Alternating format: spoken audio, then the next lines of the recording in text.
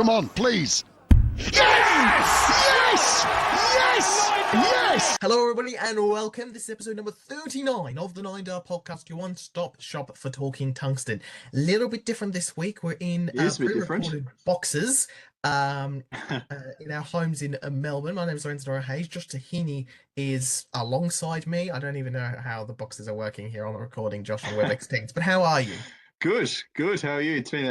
It's been a big week on the Yoki, hasn't it? Lots of Grand Slam action. It's always a big week. You've had a big week, and we'll get to that a little bit later. The Grand Slam of darts is definitely the big talking point the week in the sport. So the podcast will look a little bit different as we're not in the studio, but everything else about it will remain pretty standard, including all the segments. And we begin with the first thoughts. The Grand Slam is here, Josh, and we're through the group stages. How have you seen it so far? Yes, it's been very good. There's been a few people that have getting upset victories, which we'll get to in the positive surprises more particularly, and a few of my guys who I've been looking at through the sort of ADC, Modus as well. So, but overall, there's been some cracking games, no doubt. I've loved seeing Beau Greaves back. I love seeing Lisa Ashton back. Just a few names who haven't really been. Michael Smith as well. So a few of these names who haven't been on the tour as much come back. It's been really nice to see for the eye, so that's been good. But some cracking matches. Yeah, how about yourself? How have you seen it? Yeah, it's been an interesting tournament. Some groups have gone, so we're basically, we should really date this properly. We are recording this after the final day of the group stages. So yes, we are. So we know the 16 knockout contenders now, who will compete for the rest of the slam in the typical knockout phases that we're used to seeing in darts tournaments. And some of the groups have gone as I thought. Some of the groups have gone not at all what I thought. And some, well, I had no idea, and it's been fun watching those in particular. Yes. So on the screen now, Group A has been topped by Luke Humphries, and Michael Smith has grabbed second place. He's not particularly impressive, but he has made it through. Chris Dobie has made it through with Jurgen van der Velde getting the better of Damon Hetter in Group B. Group C, fascinating. Martin Schindler. The less talked about Group C, the better. But Gowan Price and Ricky Evans, and this is the one group I'm very happy with, because I got both of these, and you thought I was a bit mad for putting Ricky Evans in. I did. Recent podcast at the expense of James Wade, and that's exactly what's happened. And then on the other side of the bracket, Luke Littler predictably eased through his group. Josh Rock and Vessel Neumann getting the better there of Jan van Veen and Lisa Ashton, who played a great first game that wasn't really on in games 2 and 3. Group G, any result could have been expected. So Michael and Nico has gone through. And then in Group H, I certainly wasn't expecting Lucas Wang to top the group. He has impressed me throughout this Grand Slam of darts so far. So he's definitely been one to celebrate. So I believe the next slide, Josh, is our crazy moments. Yes, it is. We start with a 9-dart finish from Mr. Humphries himself. Let's have a look at it. It was incredible. It really was. We were hoping for one, and we got one. The dart of the match and those missed opportunities for Michael Smith. And Kickles, he's got a little bit more control. And Vic's control. Total control. Let's see something really special, Luke. To follow it and win the game with a 9. Luke Humphries is perfect once again. Right in that right corner there. And then Ricky Evans but he does get a dart at the ball and he pins it. Ricky Evans reeling in the big fish. You gotta love Ricky Evans. He just puts on a great show, and it's been very entertaining to see him really perform. So they were two standouts. One thing we must also mention, Alexis Toiler had an interesting week. He did. And there was a 167 against, I think it was Woody, where he went for about 20 to 25 seconds, somewhere in there between dart 2 and 3 being thrown. It was he threw it about 6 times before he actually threw it. It was getting a little bit ridiculous. It was. But Ricky Evans and Connor Scott also has a 170 finish in this tournament as the highest out. Away from the Grand Slam for a moment, because we do need to talk about the Australian and New Zealand Premier League, which went over to the New Zealand night. And Tim Pusey, who had been Well, let's be honest, he hadn't really done much of anything in this No, not at Premier all. League.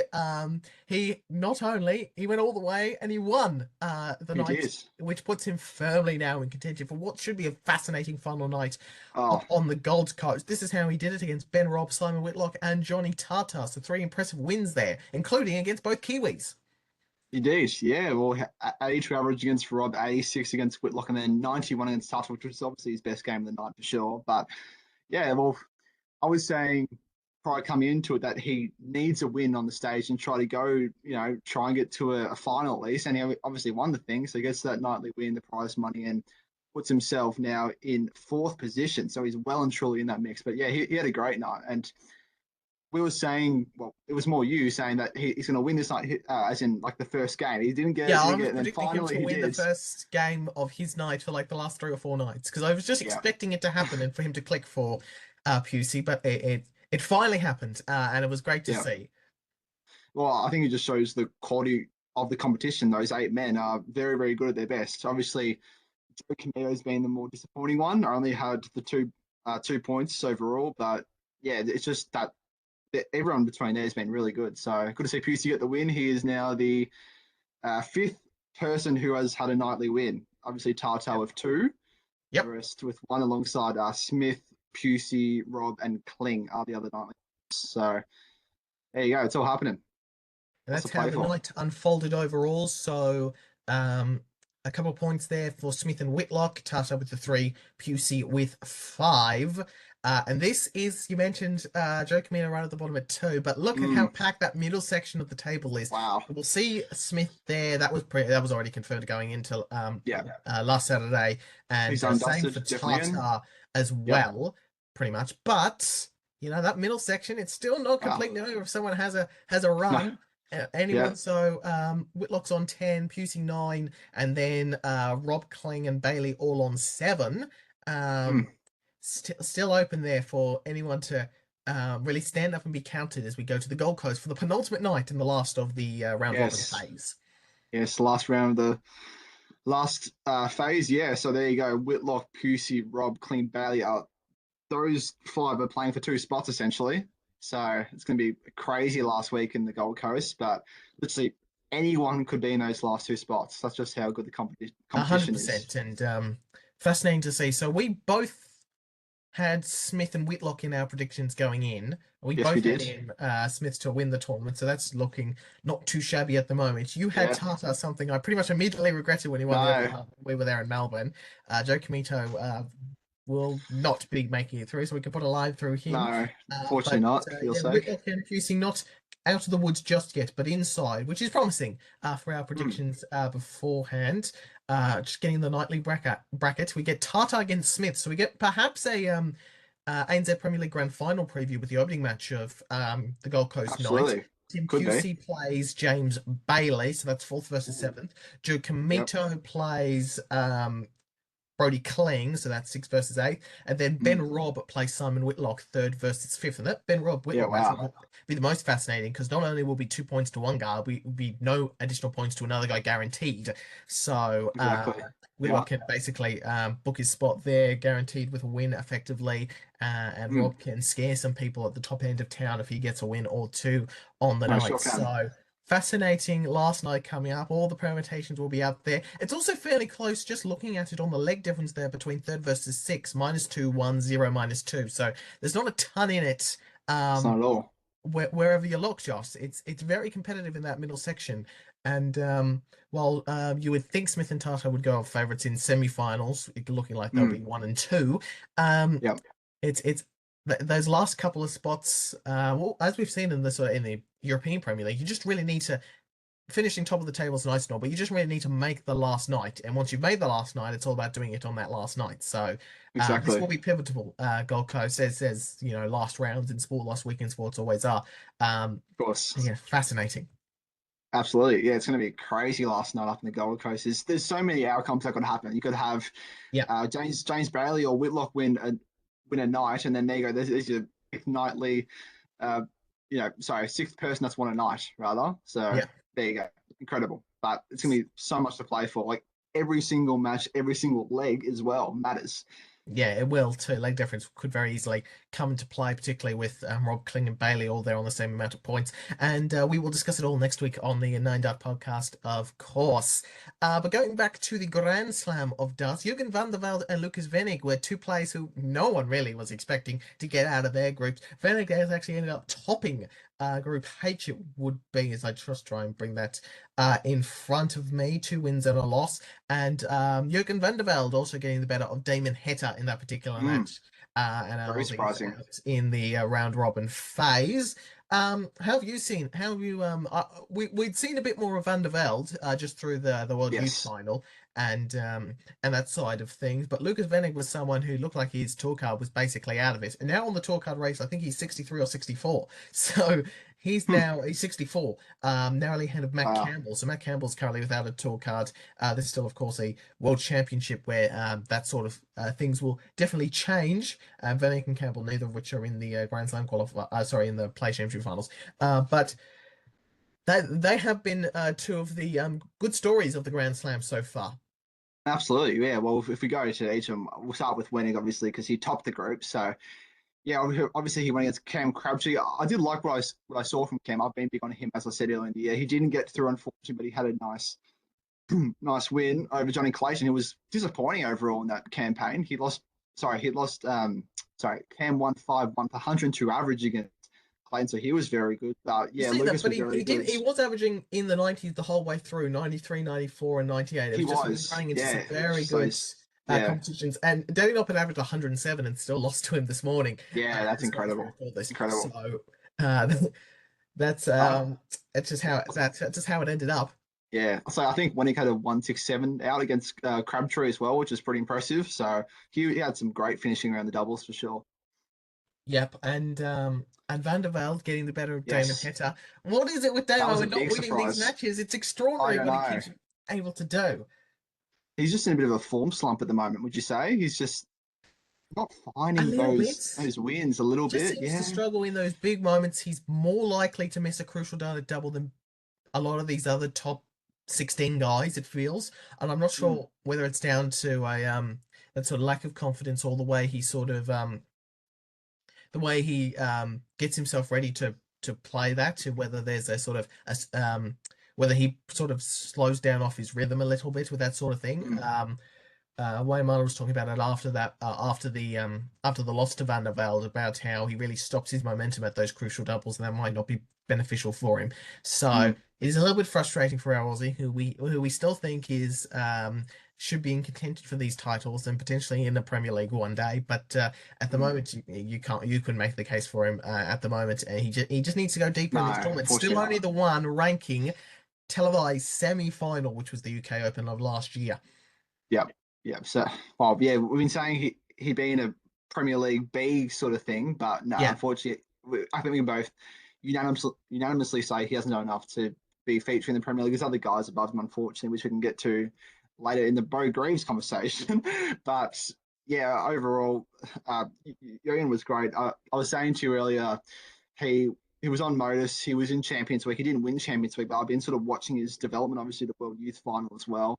So I've been liking what I've been seeing from the guy, and geez, he was impressive. Very impressive, 2-1, and made it through. So see how he goes. He plays Luke Humphries in the knockout, which is a bit tough for him. Unlucky, mate. Yes, but it's a free hit for him, basically. He can go up there. He has nothing to lose. All the pressure will be on Humphries, because Humphries should, by rights, just win very comfortably and win very well. But there's no pressure on Van der Velde. It's sort of what it was like with the Alicia Ashton Jan van Veen game, when she came out and really put it up to Van Veen, and then just didn't score it all in the last leg. But yeah, I just want to point out that Chris Dovey in this Grand Slam adults group stage has a leg differential of positive 12, which is actually mad. He won all matches by 5 legs to 1. And Van der Velde was negative 1, and he's ended up getting through. So those were the surprises. By contrast, some players really let us down. Go for it. Stephen Bunting could have won all matches. He could be top of the group. I could be wearing his shirt, singing his praises about what a great clutch player he is, and he didn't hit any of those doubles, key doubles at the time. But And I said on the podcast that I thought he was in a good group and he could have been in a worse group. But the Alexis Toilo game just knocked him completely out of his momentum. He didn't really handle so. the Toilo pace at all. No. Again, played reasonably well, all in the 90s. The Toilo game was just under, he was 89.5 average, but still decent enough. He didn't hit he went down to the last leg on all occasions and he didn't hit the last double leg and he had the chance deciders. to win it. Whole last leg decides. It's crazy stuff. Yeah, And well, it's sort of a oh well, that's Darcy. Move on to the next one now. It I think is. to Stephen.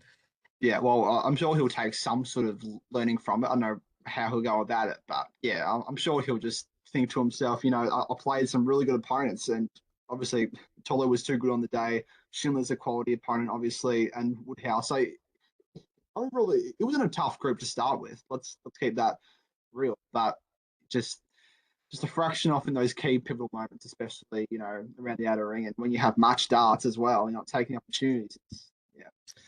And James Wade yourself. haven't a great week really either. He did get the better. He got a consolation against Ricky Evans, but other than that, he lost to Stephen Belmont in a game he could have won, and then was nowhere near when Gillen Price walloped him 5-0. He was averaging 87.87, so he was definitely, as I predicted, didn't make it through the group. But Johnny Clayton, again, we sort of touched on this, so we won't really dig deep on it. Once he went down to Cam Crabtree in the way he did, which was a 5-1 defeat, he was really on the back foot already. When you play these games in these group stage, if you are going to be losing them, you've got to be losing them by narrow margins.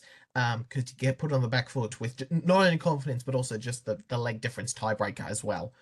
Yeah, for sure. Yeah, well, he playing some low end tour card holders where you think he'd sort of breeze through. They were very good. I was loving Crabtree's first game, especially 102 average. That was incredible. But Johnny, it's not like his averages were bad or anything. It was just the way he was sort of getting into games. It doesn't help when you only win one leg against Crabtree, but overall, just a fraction off the mark, a little bit, just a fraction off. And I think, as you put it perfectly, as soon as he lost that first game, he was on the back foot immediately and had to try and just find something to get over the line. That wasn't good enough in the end, unfortunately.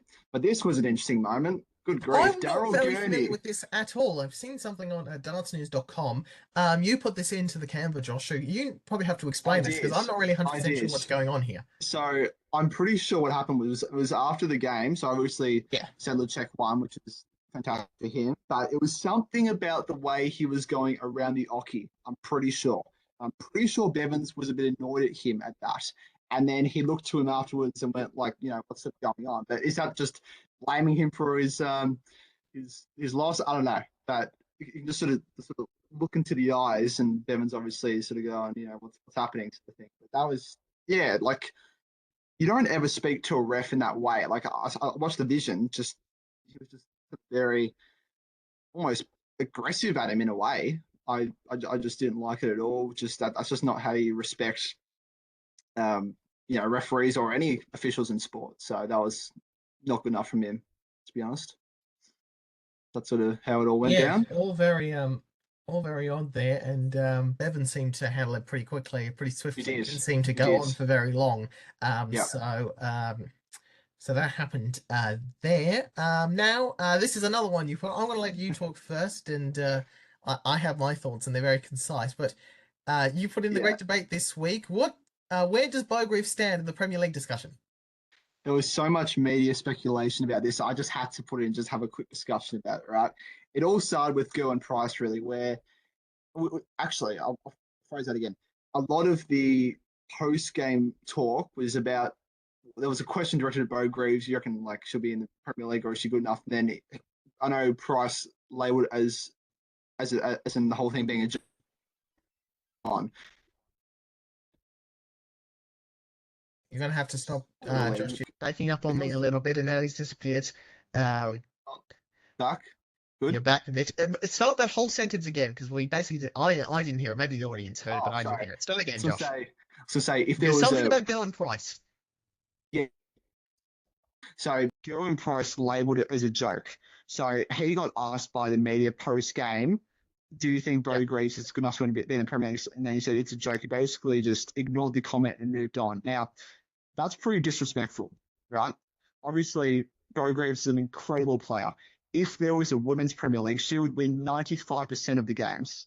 Yeah. Let's just put it Well, there. we know with the Women's Premier League, it's called the Women's Right. Series. That she's won like the last 70-something games in a row.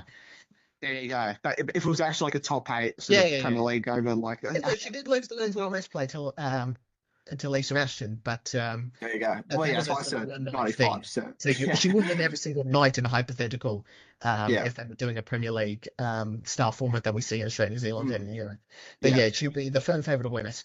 Yeah, well, obviously, it's one of her first times she's been on this big stage playing against the men, because obviously she plays against the women a lot, and she had self-doubt in herself for a while, saying, I'm not good enough to play against the men. But obviously she's shown on the women's series and she is good enough, and then coming into playing these exhibitions and obviously beating Littler last week in exhibition, I'm pretty sure. And in the World Youth semi-final. And the World Youth semi-final as well. Thank you. Yep. So she is good enough, but it's just going to be like a long-term thing. She just keeps working out. What do you sort of say? Obviously, it's not going to be an immediate thing. We sort of know that's what I was roughly going who to those say. 8 are. Well, No. you even say that if she does what Luke Littler did and made the World Championship final and is competitive in a World Championship final, then that changes the conversation very quickly. I would love, and I'm pretty sure I said this when at the start in one of our very first episodes when the Premier League was just beginning about the format of it. I would really love if they still had the PDC, the Challenger or Contender format. They changed the name from 2019-2020, where for one night, one person who didn't make the Premier League got to play someone who was in the Premier League, the famous one being John Henderson getting a 6-6 draw with Michael Van Gogh in Scotland, right. where they were going absolutely mad. I do remember match that I put in the Darts Archive because it was such a brilliant match, and you can watch the full thing on YouTube. She would be perfect for something like that, and Fallon Sherrick did get a challenger spot, and if I remember correctly, she drew with Chris Dobie. So that would be the perfect thing to put her in if the PDC still wanted to go down that sort of road. It was only a 2-year thing, and it got scuffled by COVID towards the back end of the second year because it was 2020. So it didn't. So when it came to 2021, they reverted to the old 10-player, and when everything was set up for 2022, they went to the 8-player knockout, which I'm not a huge fan of, going over 4 months. Over the ANZ Premier League, over 2 months, it feels pretty good. But over the longer European Premier League season, it's not as good. Yeah, it just feels a little bit long, missing a lot of the matches the same. I enjoy watching the legs play each other like 6-7 times. Not so sure about Gowen and Michael going at it over and over again every week as an example. But she's not in the conversation for a Premier League at the moment. She would be perfect for that contender role of that one night sort of thing to go up and scare one of the top guys and get a win. Luke Humphries was the only person who actually won a match outright in that contender challenger format when they had it for those couple of years. So she's not in a Premier League at the moment. She won't be in it unless she like I said, goes and plays in a world final or wins the world championship, which would be an insane story into and of itself. In which case, she would pretty much get in, particularly if she wins it, she'd get in just being off the fact she's in the top 4. It would be great if she was to eventually be in the conversation of her own merit. The thing is, we're talking about this, she hasn't even got a tour card yet, Josh. She still isn't a tour card holder yet. That only starts in the middle of January. So she's currently not in the match play. She's not in the Grand Prix. She's not in next year's Grand Slam, even though she did make the World Youth Finals. So off the back of the old qualification, she would be in it, but we don't know with the new qualification because it's going to 48 next year. She's not in the other Play Championship Finals, the European Championships. So she's not in the World Masters either, but she'll have the opportunity to go to the qualifier where you think she'd be one of the favourites to come through that qualifier.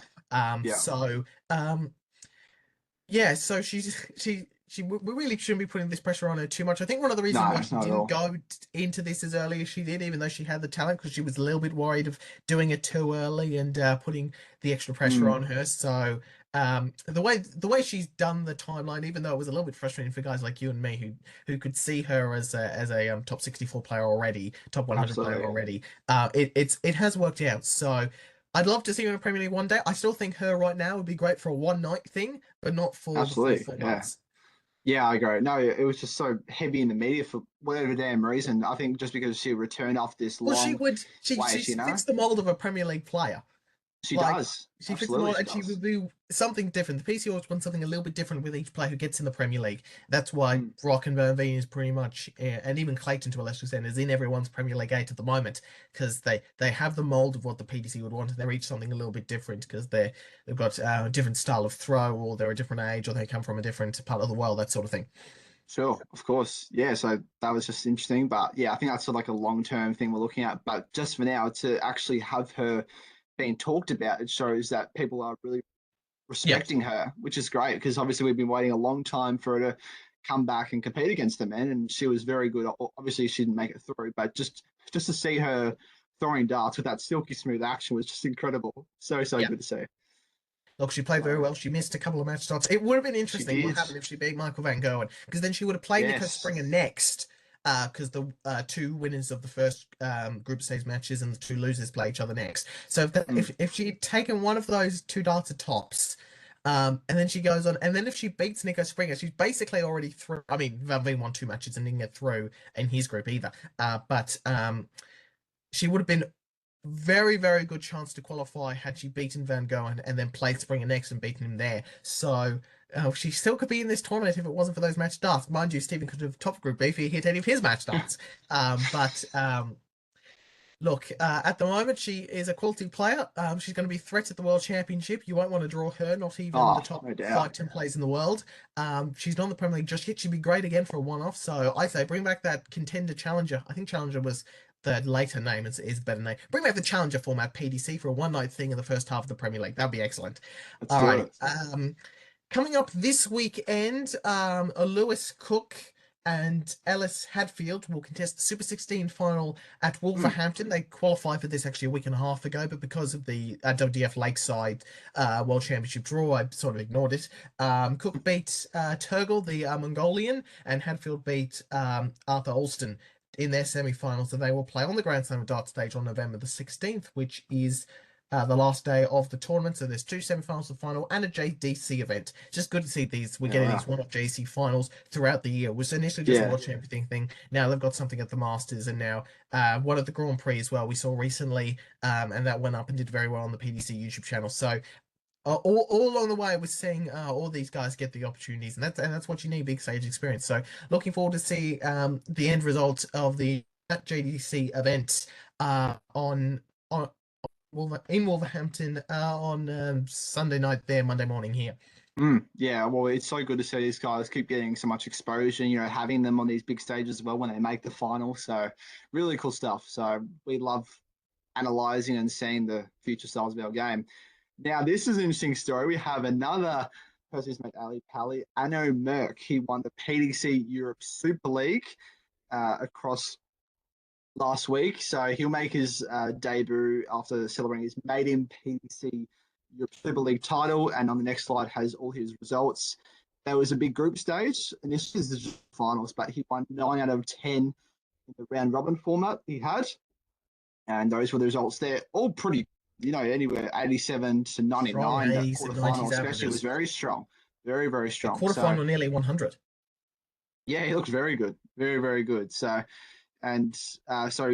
obviously won the final against Daniel Close. He hit a 167 checkout against Close as well. So that was a nice one. There's no footage of it, unfortunately, but he had the 6-4 victory over there, and it was very, very good across the week. So well done to make your Ali Pally debut, and we'll see you then.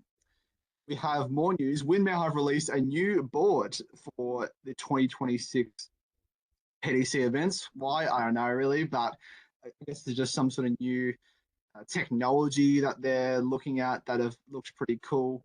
I've actually got it up here. What does it say? Well, it's a Blade 360, and interestingly, I noticed that there's some sort of sponsorship around every single double there. There's Windmill, there's PDC, there's 360. It looks a bit busy. We'll be interested to see if that's what it actually looks like on the stage. Here we go. I found it. So it says Windmill have now launched the Blade 360 dartboard, which continues to feature the revolutionary patented triple core technology.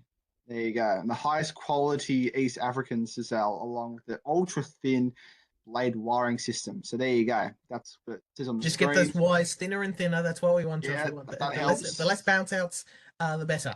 That's exactly right. So that's sort of interesting. So that will be from January next year. There you go. Yeah, so Blade 360 windmill board coming the way of the PDC. We move now into the Modus Super Series, Series 12, Yes. Week 10, and Alex Small won the week, Josh. At He Portsmouth. did. He won against Joe Menon, who had a match dart as well at top. So I'll show you the video in a second. But 82.87 average in the end, 14 on doubles, 3 maximums, and we have the video of the final moment where he won on the next slide. 34. That is a dart for the week. That was a match dart that Menon had. And have a look at this finish. Who need a double-double to survive. He needs it again. Tops for the win. Oh, yes. Who wins again on Saturday night? How has he done it? Look at that reaction. Paul Nicholson, how has he done it? This always gets you. So there you go. He won that, which was a great result for him. And then there's a week 11 lineup on the screen. Justin Smith, John O'Shea, he is back. Scott Campbell, also a Champions winner. David Airy, Stephen Johnson, Patrick Klingloffer, Steve West. Westy's back in the building. Yeah, man, Charlie Steve Manby, West. Jamie Durrant, Peter Jacks, David Wareski, and Jonathan Platt are the lineup this week. I've got the Group A results after 2 days of action. How stacked from first to fourth. Look at that. 12, 12, 12, 10 points. So lots 6 and 4.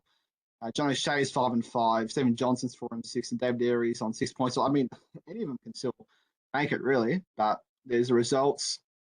And we have the Modus. Yeah, the weekly winners on the next slide. 10 have been confirmed.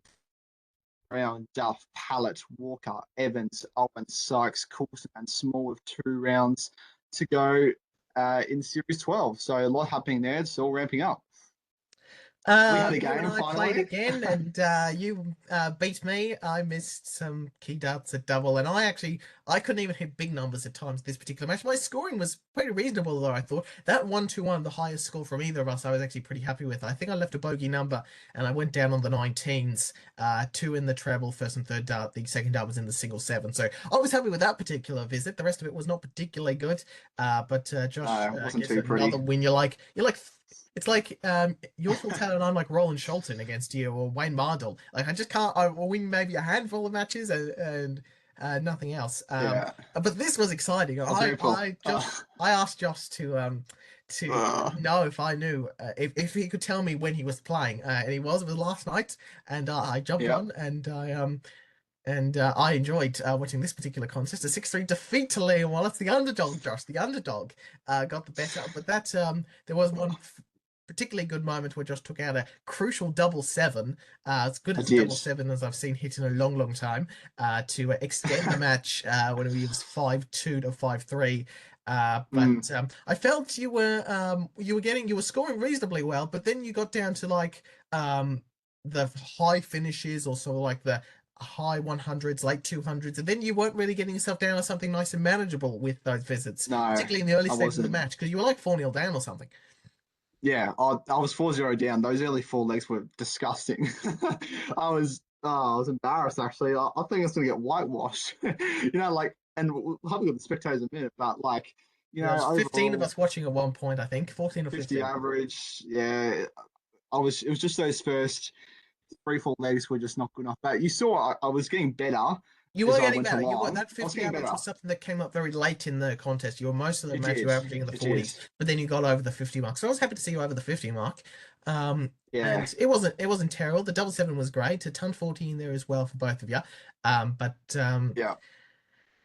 Going down there to a 55 average of Liam, who was fantastic. So very good to him. I have to give him kudos.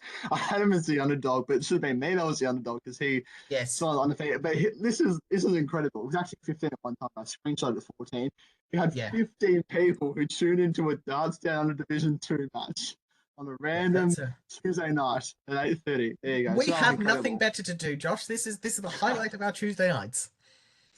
I just thought that was funny. I was under pressure and I felt it. That's for sure. So. Well, you still average 50. Me under that pressure, I would have been lucky to average any more than like 35 or 36.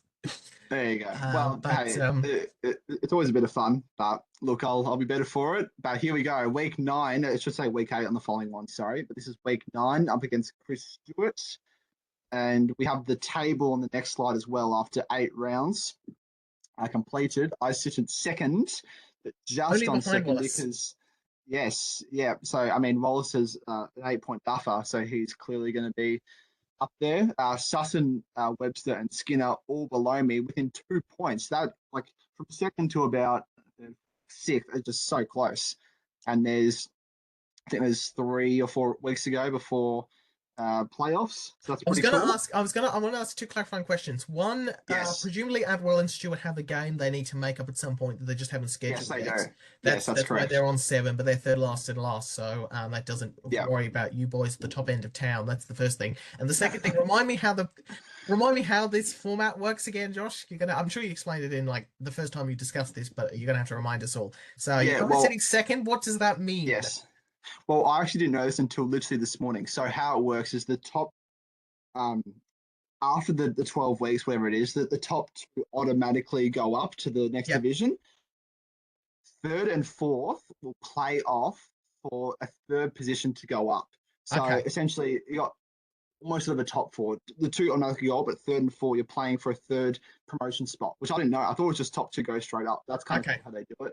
Like that, which makes sense. So you're getting rewarded for being in the top 2, and 3rd, 4th, you get a chance to go up as well. So I like that way, actually. Is there a knockout stage, or is it just you play each other once and then that's it? There's no one-off final at the end of this, or is there?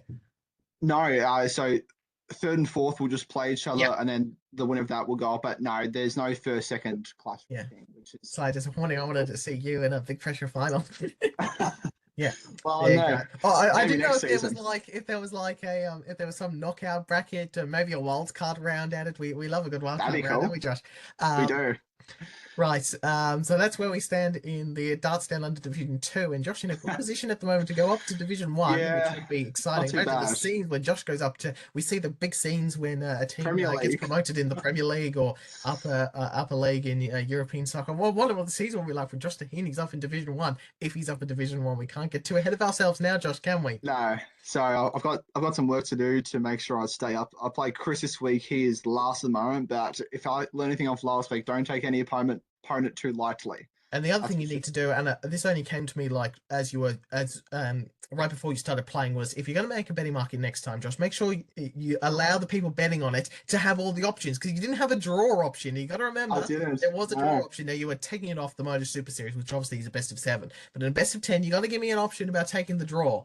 That's true. Which would have been I would have had to have emotional insurance on the draw lane winning side of things. Anyway, there's someone that actually asked that. What's the draw pay? And I don't actually know. So there you go. But that's a bit of fun. It's nice something to look forward to every week. But I am going to get a new set of darts. I am lucky enough to get. It's a dart shop in Wantirna South. Obviously, we're based in Melbourne. I'm familiar with it. I've been there. Josh has just disappeared. Hang on. Oh. And we're all a bit stoppy here. Start again, Josh. Yes, Wantirna South. I have been to this dart shop. Yes. I didn't know that you've been to it, so I'm getting some vouchers part of my birthday. So I'm going to go there, get a nice set of darts, rather, and hopefully that makes me play better. Or is it just me being crap? I don't know. I've got a voucher too, so I'm looking at various things. Oh, really? I'm thinking. Cool. I'm thinking of maybe something like a Stephen Bunting K-Flex flight or something that would be just in the collection. Anyway. There you go.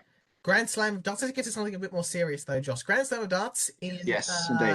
Wolverhampton. We get to the knockout stages now, and I can't remember, what did we say in the previous episode? I think I had Going Price to beat Luke Littler. I'm happy to just stay by that prediction, but looking at some I had Aspinall, matches, and obviously he's not even here. Yeah, so that's disappointing. What second round matches, last 16 matches most entice you? I'm really interested in seeing Woodhouse Evans, because I think that's a great opportunity for both players to get to a major quarter final. Yep, I think MVG Noppet will be pretty good. I think Rock and Scut could be interesting. I liked what I saw from Connor Scut over the last few days. Yes. Littler and Springer as well. is a fascinating contest. Schindler and Price as well. Like, I'd say pretty much all games except for Paul Van der Velde is is pretty good. So I'm looking forward to seeing how Michael Smith goes against the 8th seed in Chris We haven't Doby. really seen him at all recently in the longer formats because he hasn't been making big Euro television stuff. He's just been playing on the floor and on the Euro Tour if he's made it. So we haven't seen him in those really long formats for a while, so it'll be interesting to see. He hasn't been overly impressive, but I kind of half expect that from Smith. I wasn't expecting him to come back in World Championship winning form, but we'll see how he goes over the best of 19. So tomorrow, I know Woodhouse and Evans is up first. Then I think it's Price Schindler, then Humphries, Van der Velde, and Doby Smith. I could be wrong. It's those four matches. I just can't remember the order. I do know Woodhouse Evans is first. It's 6 o'clock on the Australian East Coast, which is a fantastic time because you can get up just a little bit later and be only a little bit behind. So that is fantastic that is coming up.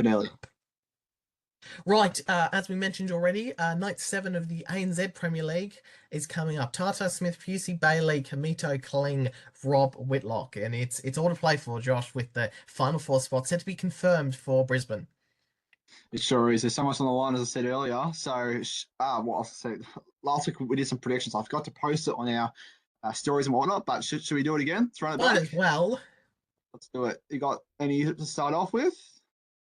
Presumably we just go through as we usually do the quarterfinal lineups and the individual matches. Winner? Sure, go for it. All right, here we go.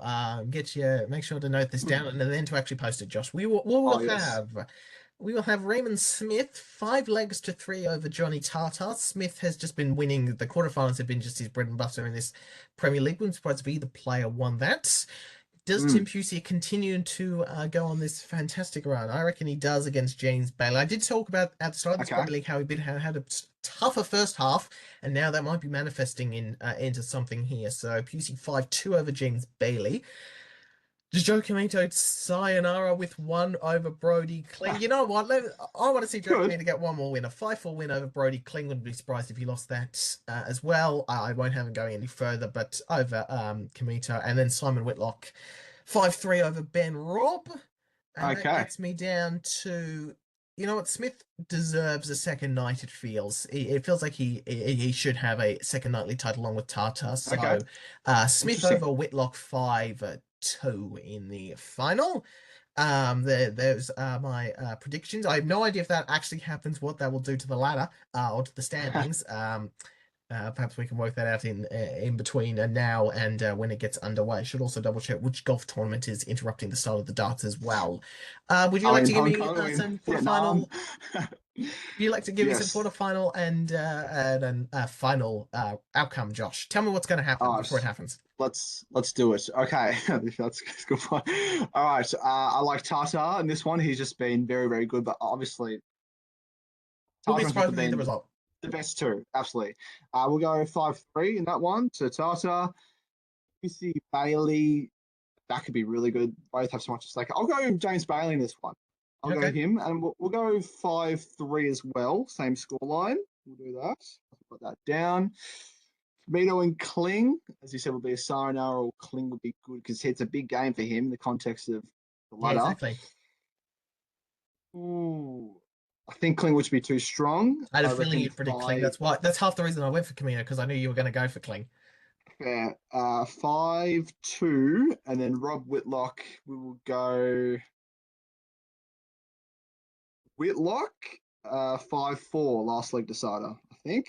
So those are mine. And then for to win the night, let's go. Simon Whitlock is going to win.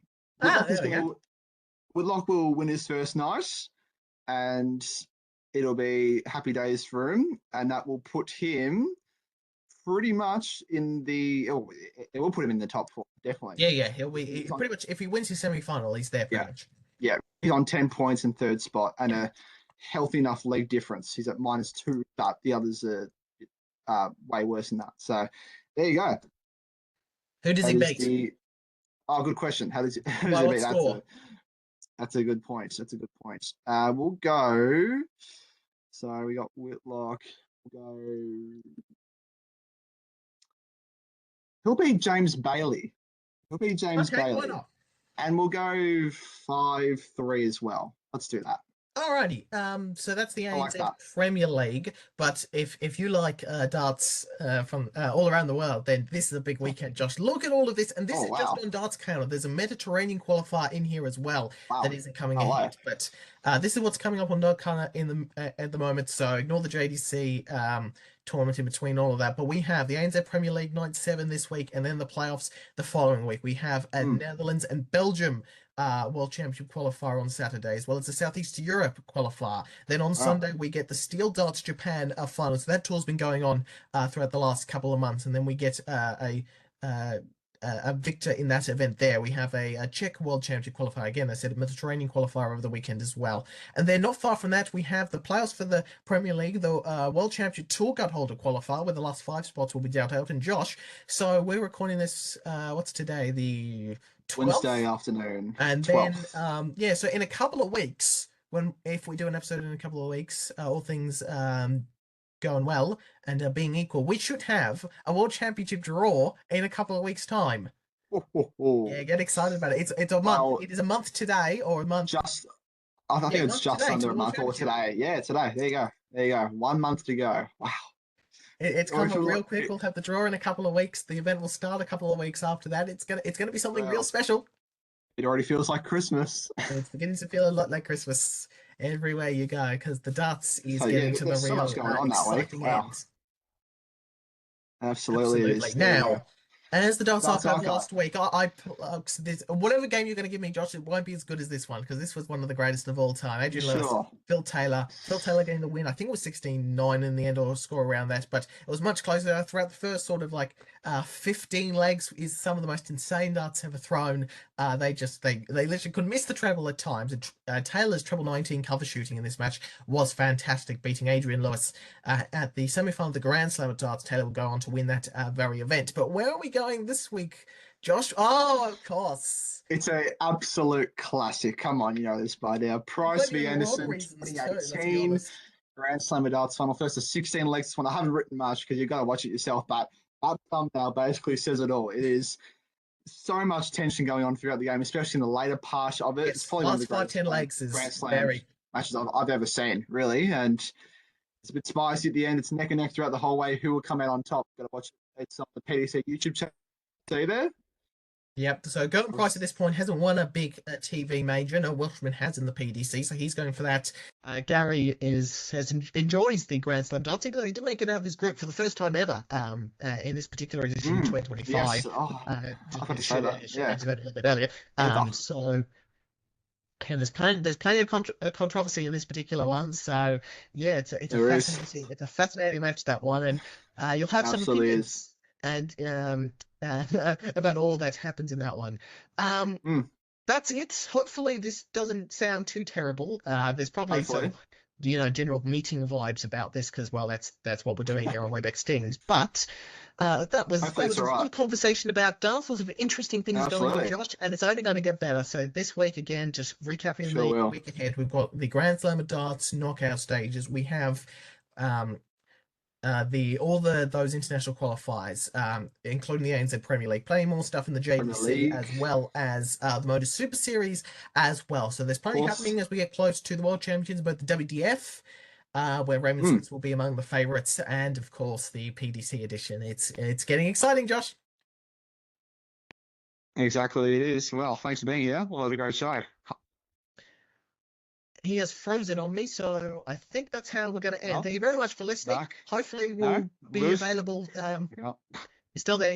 You're still somewhere there. Let's finish it up here, Josh. I think that'll be a good idea. Alrighty. Hopefully we'll be in the studio pretty soon. Thank you very much, Josh. This has been the 9 Dart Podcast.